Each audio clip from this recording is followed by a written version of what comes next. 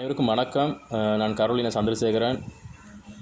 ராகலன் அடுக்கணக்கு send lance தோட்டத்தில் 6 குடும்பங்கள் நீதிமன்றத்தின் தீர்ப்புக்கு அமைய வெளியேற்றப்பட்டிருக்கின்றார்கள். இது நாடு முழுவதும் மிக பெரும் சலசலப்பை ஏற்படுத்தியது. சில தினங்களுக்கு முன்பு கள விஜயம் மேற்கொண்ட மலையகத்தின் அரசியல், தொழிற்சங்க பிரதிநிதிகள், சமூக செயற்பாட்டாளர்கள் மற்றும் சட்டத்தரணிகள் உள்ளடங்கலாக ஒருமித்த கோட்டில் ஒரே கருத்தை ஆணித்தனமாக வலியுறுத்தியிருந்தனர். வரவேற்கக்கூடிய விடயம். அதிலும் குறிப்பாக மலையகத்தின் பிரபல சட்டத்தரணி திரு மோகனதாஸ் அவர்கள் தெரிவித்த கருத்து காத்திரமானது, சட்ட ரீதியில் பார்க்கப்பட வேண்டியது. அதாவது எல்ஆர்சி திணைக்களத்துக்கு சொந்தமான நிலம் தற்போது எல்ஆர்சி திணைக்களத்திடம் சென்றுள்ளது. அரசு இந்த விடயத்தை பொறுப்பேற்று எல்ஆர்சி திணைக்களத்திற்குட்பட்ட சட்டத்திட்டங்களுக்குட்பட்டு அந்த மக்களை மீண்டும் அதே இடத்தில் குடியமர்த்துவதில் இனி எந்த சட்ட சிக்கலும் வரப்போவதில்லை என்கின்ற கருத்தை ஆணித்தனமாக வலியுறுத்தியிருந்தார். பரவலாக இது பேசுபொருளாக மாறியது. இதனை தாண்டி பெருந்தோட்ட மற்றும் சமூக உட்கட்டமைப்பு வசதிகள் அமைச்சர் திரு லால்காந்த் அவர்களும் பிரதி அமைச்சர் திரு சுந்தரலிங்கம் பிரதீபன் அவர்களும் இன்னும் ஓரிரு தினங்களுக்குள் அந்த மக்களுக்கான தீர்வை வழங்குவதாக உறுதிமொழி அளித்திருந்தனர். அரசாங்கத்தின் நிலைப்பாடு இதுவரையிலும் என்னவென்று தெரியவில்லை. இன்னும் எவ்வளவு காலங்கள் செல்லும் என்றும் தெரியவில்லை. விரைவாக அந்த மக்களுக்கான தீர்வை வழங்க வேண்டும். ஏனென்றால் இது வாழ்வுரிமை சார்ந்த பிரச்சனை. அந்த மக்கள் இங்கே நடுத்தரவில் நின்றுக்கிட்டு இருக்கிறாங்க. கூர்ந்து கவனிக்கப்பட வேண்டிய விடயம். இதை தாண்டி இன்று காலையில் முகநூல் செய்தி ஊடாக ஒரு தகவலை அறிந்து இந்த காணொலியை வெளியிடுகின்றேன். அதாவது மலையகத்தின் பிரதான தொழிற்சங்கம் ஒன்றும் அந்த தோட்ட நிர்வாகத்திற்கு பொறுப்பான கம்பெனி நிர்வாகமும் இணைந்து எல்ஆர்சி திணைக்களத்தின் மீது ஒரு வழக்கினை பதிவு செய்ய ஏற்பாடுகள் செய்திருப்பதான தகவல்கள் கிடைத்திருக்கின்றது.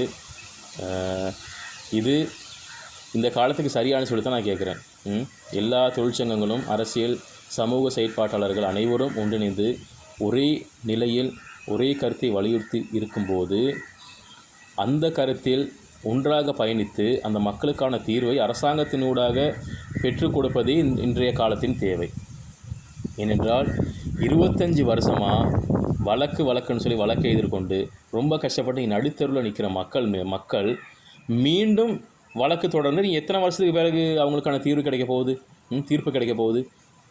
சில வேளை தீர்ப்பு இருவகையிலும் அமையலாம். எல்ஆர்சி திணைக்களத்திற்கு சாதகமாகவும் அமையலாம், தோட்ட கம்பெனி நிர்வாகத்துக்கு சாதகமாகவும் அமையலாம். உதாரணமாக தோட்ட கம்பெனி நிர்வாகத்துக்கு சாதகமாக அமையுமாக இருந்தால் அந்த மக்களை மீண்டும் தோட்ட நிர்வாகத்தின் ஊடாக அடிமைத்துவத்திற்குள், அந்த மோசமான சட்டத்திட்டங்களுக்குள் வைக்கிறது கொண்டு நிறுத்துவது சரியா? இல்லாவிட்டால் எல்ஆர்சி திணைக்களத்தினூடாக அந்த காணியை மீண்டும் அந்த மக்கள் பெறப்பட்டு அதன் சட்டத்திட்டங்களுக்கு உட்பட்டு மிக கௌரவமான முறையில் அந்த மக்களை அந்த இடத்தில் குடியமர்த்துவது சரியா? என்னை பொறுத்தவரையில் எல்ஆர்சி திணைக்களத்தினூடாக வழங்கப்படுவது தான் சரி என்று நானும் ஆரம்பத்திலிருந்து வலியுறுத்தி வந்து கொண்டிருக்கின்றேன். ஏனென்றால் இது போன்ற சக நிகழ்வில் நானும் தற்போது வரையிலும் பாதிக்கப்பட்டு கொண்டிருக்கின்றேன். இதில் மலையகத்தின் அரசியலிலும் மலையகத்தின் அரசியலுக்கும் பங்கு உண்டு. எனது நிலையில், என்னுடைய இந்த நிலைக்கு மலையகத்தின் அரசியலுக்கும் பங்கு உண்டு. இது விலாவாரியாக பிரிதொரு காணொலியில் நான் வெளிப்படுத்துகின்றேன். ஆக அது வேறு கதை. ஏன்னா அந்த அனுபவனால தான் நான் இப்போ வெளிப்படுத்திக்கிட்டு ஒவ்வொரு விஷயத்தையும். இந்த மக்கள் இன்றைக்கி நடுத்தெருவில் நிற்கிறாங்க.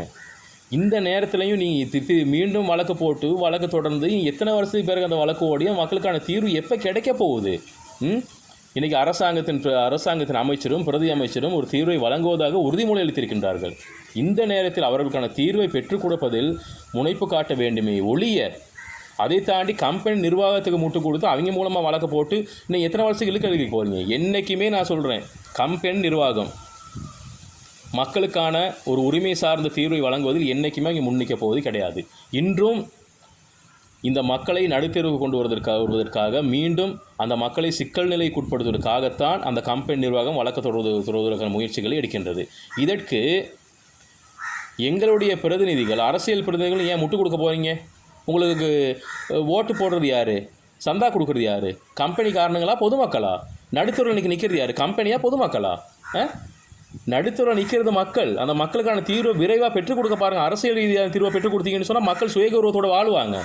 அதை விட்டு போட்டு கம்பெனிக்கு முட்டு கொடுத்து, கம்பெனியோட காட்டி கொடுத்து, மீண்டும் வீட்டு வழக்கு போட்டிங்கன்னு சொன்னால் அது என்றைக்கு இந்த வழக்கு முடிய போகுது? என்ன நடக்க போகுது இதில்? அப்போ மக்கள் அதற்கு மக்கள் எங்கே இருக்க போகிறாங்க? அதுக்கான தீர்வு என்ன கொடுக்க போகிறீங்க? ஏற்கனவே மக்கள் நீங்கள் செய்த பல தவறுகள்னால தான் விரட்டி அடிச்சிருக்கிறாங்க. மீண்டும் அதே தவறை செய்ய போகிறீங்களா? சொல்லுங்கள் பார்ப்போம். மக்களை தெளிவாக தெரிஞ்சு கொள்ளுங்க. பாலையும் நீரையும் வேறாக பார்த்து வேறுபடுத்தி பருகும் அன்னப்பறவை போல நீங்களும் இந்த அரசியலை தெளிவாக புரிந்து கொள்ள வேண்டும். மலையகத்தின் அரசியலை தெளிவாக புரிந்து கொள்ள வேண்டும். இல்லாவிட்டால் நீங்கள் மீண்டும் இன்னும் 200 வருஷம் இல்லை, 500 வருஷம் போனாலும் இந்த கொத்தடிமைத்துவம் மாறப்போவதில்லை. உங்களை வச்சு அரசியல் விளையாட்டு நடத்துகின்ற, அரசியல் நாடகம் அரங்கேற்றுகின்ற இந்த அரசியல்வாதிகளோட நிலைமையும் மாறப்போவதில்லை. இளைஞர்களை நல்லா தெரிஞ்சு கொள்ளுங்கள். ஏன்னா இன்றைக்கி நடுத்தெருவில் நிற்கிற நேரம் கூட அந்த மக்களுக்கான தீர்வு பெற்றுக் கொடுக்க முடியாமல் இன்றைக்கி அரசியல் நடக்குது. எல்லாமே ஒரே எதிர்க்கட்சிகள் அனைத்தும் ஒன்றாக நின்று அரசாங்கத்துக்கு அழுத்தத்தை கொடுத்து அரசாங்கத்தினூடாக அந்த மக்களுக்கு தீர்வை பெற்றுக் கொடுப்பது இந்த காலத்தின் தேவையை ஒழிய கம்பெனி நிர்வாகத்துக்கு முட்டு கொடுத்து அவங்களுக்கு காட்டி கொடுத்துட்டு போயிட்டு அவங்க பின்னுக்கு போயிட்டு நின்று அவங்க மூலமாக வழக்கு தொடங்கி அவன் வழக்கு அவன் போட்டுக்கட்டுமே. நாங்கள் ஒரு மம்பட்டை எடுத்துக்கொண்டு ஒரு நிலத்தை கொடுத்துனா 1000 வழக்கு போடுறாங்க, எங்கள் மேலே 1000 போலீஸ் என்ட்ரி போடுறானுங்க, 1000 டாக்குமெண்ட்டை கொண்டு போடுறானுங்க. ஏன் அவங்களுக்கு சட்டத்தரணை இல்லையா? எங்களை ஒடுக்கிறதுக்கு தான் சட்டத்தை வழங்குறது தான் அவங்களுக்கு 10,000 சட்டத்தரணை இருப்பானுங்களே ஒவ்வொரு கம்பெனிலையும். என்ன ஏற்ற அனுபவத்தில் நான் சொல்கிறேன். நான் சும்மா சொல்லிக்கிட்டு உட்காந்துருக்கல, எனக்கு அனுபவம் இருக்குது, அதான் சொல்லிக்கிட்டு இருக்கிறேன். இப்போ அவங்களுக்கு நீங்கள் முட்டு கொடுக்க போகணும். உங்களை அந்த இடத்துல உட்கார வச்சுக்குது யார்? இந்த மக்கள். உங்களை இப்போ தெளிவாக சொல்கிறேன், உங்களை எல்லாம் தலைவராக பெற்றுக்கொண்டதை தவிர நாங்கள் வேறு பாவம் எதுவுமே செய்யலை. இனியாவது நல்லது செய்ய பாருங்கள். இல்லைன்னு சொன்னால் மீண்டும் தடம் தெரியாமல் உங்களுடைய அரசியல் அளிக்கப்படும் காலம் வெகு தொலைவில் இல்லை. மக்களை தெரிஞ்சு கொள்ளுங்கள். நீங்களும் புரிந்து அரசியலை தெரிந்து நடந்து கொள்ள பாருங்கள். இல்லாவிட்டால் நாம் மிக மிக மோசமான நிலைக்கு தள்ளப்படுவோம். நன்றி, வணக்கம்.